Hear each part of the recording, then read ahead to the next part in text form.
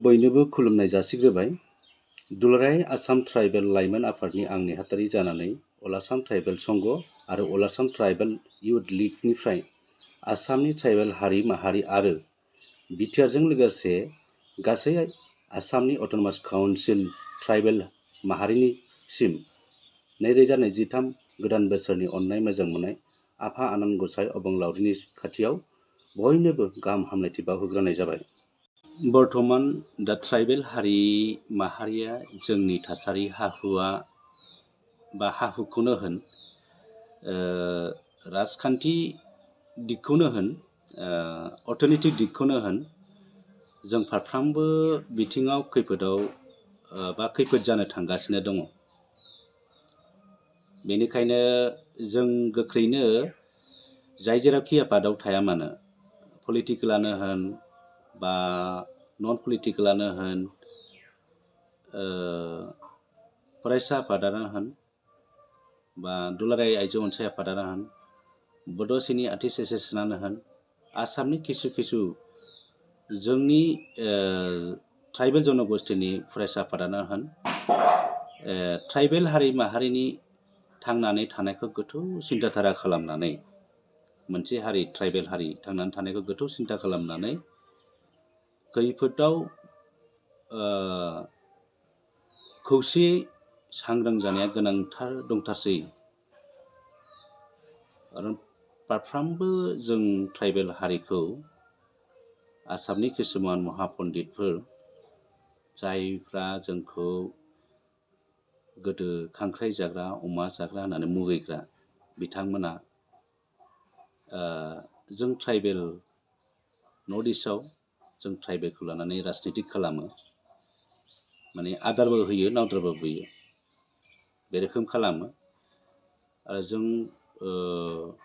दा जों ट्राइबेलखौ आसाम सरकारा एखेबारे मन'हां खालामनो हमबाय। फारफ्रामबो बिथिंनिफ्राय नाय, सेक्सुयेल पावार एन्ड फांसन खैफोदाव दङ। Delimitation commission of government of India, government of Assam, बेराफारसेथिं आरो बे कनस्टिटिउन्सि जे समस्तिनि हाल हल'नि सोलाय सोल' खालामगोन, माखौबा दानगोन, माखौबा सोसनगोन। आरो बेराफारसेथिं ट्राइबेल बेल एन्ड ब्लकनि हा-हुनि जेंना आरो 6 जनगोष्ठी होगोन इसाराखौ नुनानै एसे किसु पाब्लिकफ्रा बा जनसाधारनफ्रा गिखांनाय मोनदों गोसोआव, बा गिखांनाय सोमजिदों। बेनिखायनो आं मोनसे खावलायो, अल आसाम ट्राइबेल इयुथ लीगनि जानानै बयबो ट्राइबेल हारिनि आइ आफा, रायजो राजा, सेंग्रा सिख्ला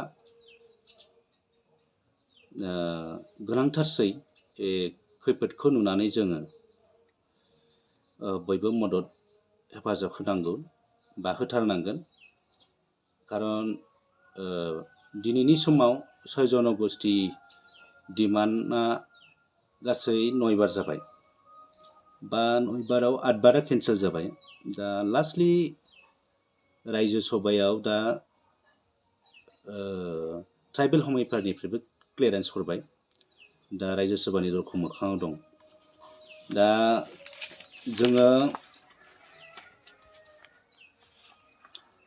फैगोन सम रायजो सभानि एसेम्ब्लिखौ एसे थाल लानाया गोनां जासिगोन, बा जिरायनाय समखौ नोजोर होनांगोन आरो हुसियार जानांगोन। गमामा बोरैबा जुदि खैफोदाव गोग्लैब्ला गासै बिथिङावनो जों ट्राइबेलफ्रा हयथ' खस्थ' भुगिनांगोन, बा जों बिराद खोमसि जागोन।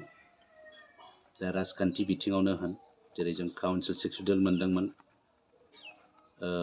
एसटि खथा हिसाबै जोंहा समस्तियाव सरकार दानो हानाय, जेनेबा काउन्सिलाव सरकार दानो हानाय गोहो मोनदोंमोन।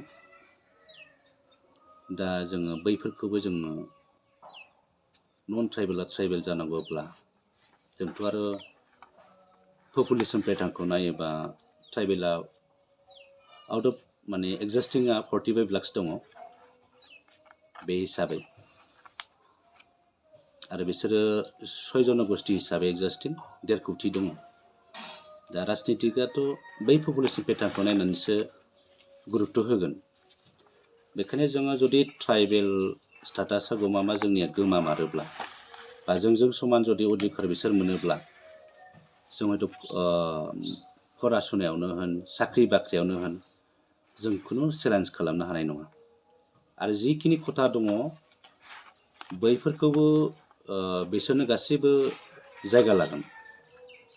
दानो जोङो किसुमानखौ जों नुयो बिसोरो जे अफिसियेल एडमिनिस्ट्रेटिभआव खामानि मावो गिदिर गिदिर अफिसार आपार आसामनि बिथांमोना माब्लाबाबो मोजां रेसपन्स खालामनानै हाबा मावा। साख्रिनि खोथाफोरखौ ट्राइबेलफ्रा गोरों गैया होननानै माने क्वालिफाइ गैया होननानै NOC लागायनानै किसुमान ट्राइबेल खथायाव साख्रि होनानै बिसोरो लायो। दा बेनिखायनो जोङो दिनै सांग्रां जानायानो गोनां आरो जों किसुमानखौ एसे सानबावनो गोनां दङ। नैबे दानि जे डिलिमिटेसन बे डिलिमिटेसनाव आङो अल आसाम ट्राइबेल इउथ लिगनि नेहाथारि जानानै खावलायगोन ट्राइबेल बेल एन्ड ब्लकआव जायफ्रा नन ट्राइबेल थाफैनानै दङ बिथांमोनखौ थाबैनो इभिकसन खालामनांगौ आरो बैफोर इसुफोरनि जे अर्डार जानानै दङ दिनैसिमबो मानो इभिकसन खालामनो हायाखै। बेनिखायनो BTR सरकारनिसिम थाबैनो मावफुंनो अल आसाम ट्राइबेल इउथ लिगनिफ्राय खावलायनाय थाबाय। आरो ट्राइबेल बेल एन्ड ब्लकआव नन ट्राइबेल थानायफोरखौ उचित खालामनांगौ बा उचित खालामनो हाबासो गभर्नमेन्ट अफ इन्डिया बा गभर्नमेन्ट अफ आसामा बे डिलिमिटेसननि खामानिखौ मावनो हागोन। क'क्राझारा ST MP सिटआ डि रिजार्भ एबा जेनेरेल जानो थांगासिनो दं। बे बोरै जानांगौ? जोंनि 6 शिड्युल एरियायाव थानाय ट्राइबेल बेल एन्ड ब्लकखौ लानानैसो बा पपुलेसनखौ लानानैसो क'क्राझार ST रिजार्भ बानायनाय जादोंमोन। दा दिनै नन ट्राइबेलफ्रा इलिगेलै इनक्रोचार फैनानै बा थाफैनानै किसुमान जायगायाव थाफैनानै बिसोरो पपुलेसना बांबाय। दा बिसोरनि पपुलेसन बांनायखौसो अर्ड नाम्बार होनानै दा बेनिखायनो बिसोर क'क्राझार जे डि रिजार्भ जानो थांगासिनो दङ बेखौ जों गोरलैयै गनायनानै लानो हानाय नङा। बेनिखायनो थाबैनो ट्राइबेल बेल एन्ड ब्लक हाखौ बोखांफिननानै लानांगौ आरो इलिगेलै इनक्रोचार जायफ्रा ट्राइबेल नङा नन ट्राइबेल बिथांमोनखौ बा नन ट्राइबेलखौ बोखारनांगौ। अब्लासो डिलिमिटेसननि खामानिखौ मावनो हागोन।